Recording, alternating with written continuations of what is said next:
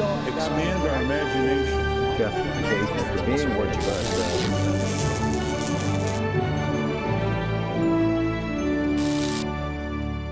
And welcome to Washington Unplugged. I'm Bill Plante.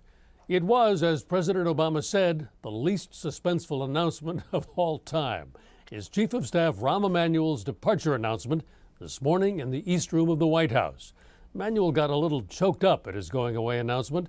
It was in the East Room, quite a send-off for somebody who is running for office, mayor of Chicago, although that wasn't mentioned.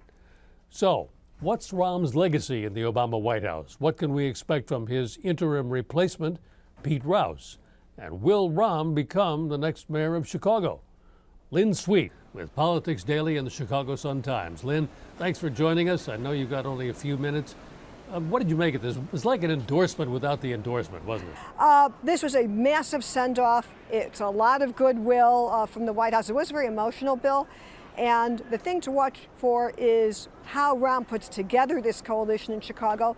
What Obama did today certainly gives him a free, all-but announcement for when he gets to Chicago over the weekend and starts campaigning on Monday morning. But this is not a formal announcement. No, I know, but it's a formal endorsement. No, but it certainly can't hurt, can it? He's going back to Chicago not having been there for a while. He's going to be running against candidates who are immersed in local issues. He needs this, doesn't he? This is such a running start, and he doesn't have to pay a dime for it.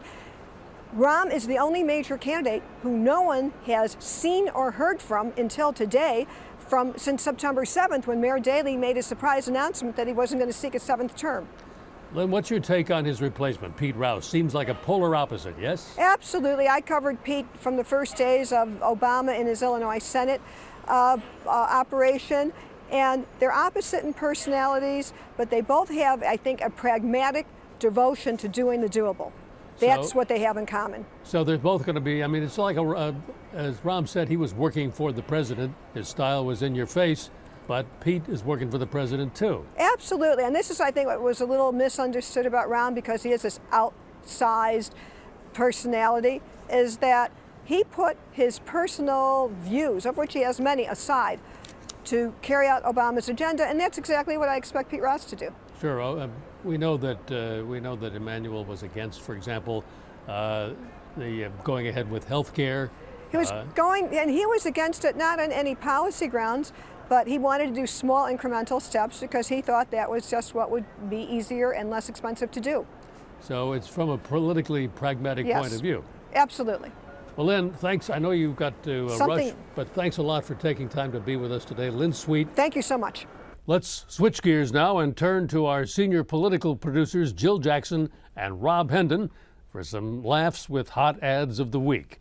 They're on the hunt, as usual, for the good, the bad, and the ugly from this year's campaign ads. Let's start with this ad from Congressman Earl Pomeroy, who's running for re-election in North Dakota.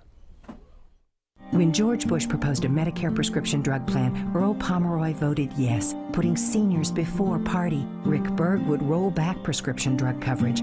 Earl joined Republicans to fight internet predators protecting kids. Berg actually voted against background checks for daycare providers, helping criminals hide their past. Berg sided with those who thought that background checks to protect kids were a burden. Earl never would. That's the difference. I'm Earl Pomeroy, and I approve of this message. Jill Jackson, what do you think of that ad? Well, that is a first this season. We've seen Democrats distance themselves from their party. We've seen them distance themselves from Pelosi and President Obama, but we have not seen them actually align themselves with former President George Bush. So that is definitely a first. Not a surprise, because he represents all of North Dakota. It's an at-large seat, and McCain actually won that district, that state, in 2008. So he does want to run a little more conservative, but I think it's also interesting that he never mentions in that ad he mentions accomplishments from 2003, no accomplishments from this Congress, and he voted for health care and the stimulus. But suddenly it's disappeared, right? That's right. Okay. Republican Representative Charlie Melanson in Louisiana is running against Senator David Vitter. Let's look at this ad. I'm Charlie Melanson, and I approve this message. This time on Forgotten Crimes. Caught up with prostitution scandals in Washington, D.C. and New Orleans, a Louisiana politician has been let off the hook. Today, we explore the case of the senator and the madam in Lawmaker, Lawbreaker. David Vitter won election to the United States Senate as a proud, family values politician. But under the surface, Vitter was battling his own demons. Things turned public for Vitter when his number appeared on the D.C. Madam's phone list. But it didn't end there. The scene shifts to New Orleans, where a former French Quarter prostitute gave an interview exposing details about her sexual relationship with Vitter. He went in, took a shower, spoke very little to me at first. He did his thing. He wasn't there 15, 20 minutes at that. I was $300. So this looks like a police procedural, Rob Hendon. It basically is. And there's one issue in Vitter's past that is their target for the Democrats, and this is it. The gloves are off. There's nothing about the economy. There's nothing about any national issues. It's about David Vitter and his being tied up in a prostitution scandal in Washington and in New Orleans. And that's really what they're going to throw at him. And it's very unique. It's a 2-minute ad, which is very odd in our times of 15-second, 30-second little clips. And Charlie Melanson is just throwing everything he's got at Vitter, and it's making about Vitter's personality. Chalk this one up as ugly? This may be one of the ugliest we've seen so far. Okay, ad number 3. Scott McAdams, the mayor of Sitka, Alaska, a Democrat running against Joe Miller and Lisa Murkowski in the Senate race. This is a long way from D.C. I'm Scott McAdams, and I'm not your usual Senate candidate. I grew up in Petersburg, was a deckhand in the Bering Sea, went to college in Sitka, and married up. I've been a teacher, a mayor, and a dad. Here's the difference between me, Joe, and Lisa. They think this campaign is all about them. I think it's about Alaska and getting our fair share. I approve this message because after you've been cursed at in Norwegian, you can take on anyone. Oh, Scott Adams, regular guy. Regular guy definitely makes you feel better watching that than that last ad. But, it's interesting. He's introducing himself to Alaska. He's running in a 3-way race now with Republican Joe Miller, the Tea Party upset candidate, and then, of course, Lisa Murkowski, who was ousted by Miller, who's running as a write-in candidate. McAdams is way behind and by double digits, and he needs to really let Alaskans know who he is. He's just a mayor of Sitka, Alaska. He needs that statewide recognition. So it's an attempt to do that. But I also thought it was interesting how he says, we need our fair share in Alaska. When you have Joe Miller, who's running, saying, we've been getting earmarks and pork for too long. That's a clear distinction from the Republican opponent. Low-key ad. Do these generally work in that situation? Well, in this situation, it can work. At the same time, at some point, you have to go after their negatives, the other candidates' negatives as well. So that's pretty subtle. We need our fair share. Mm-hmm. Okay. Ad number 4, Alex Sink. He's running for Florida, running against Rick Scott in Florida's gubernatorial race, and here's his ad.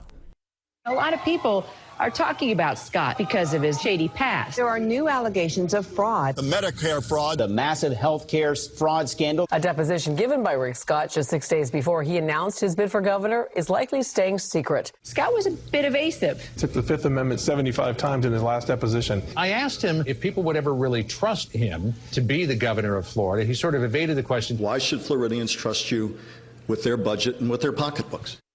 What's behind this ad, Rob? Well, this is a very interesting ad. It's the Florida Democratic Party running an ad against Rick Scott, who's the Republican nominee for governor of Florida, on behalf of Alex Sink, who is running as the Democrat.